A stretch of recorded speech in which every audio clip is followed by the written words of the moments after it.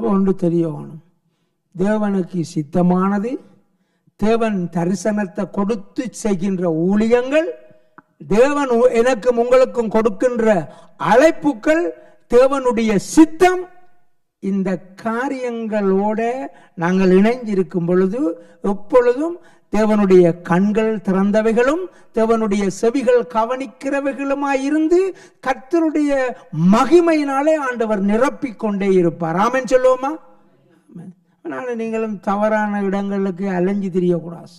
கர்த்தருடைய தரிசனம் இல்லாத, கர்த்தருக்கு சித்தம் இல்லாத காரியங்களில் நாங்கள் ஈடுபட்டுட்டு கர்த்தரங்க ஜெபத்தை கேட்க இல்லை என்று என்ன சொல்லக்கூடாது.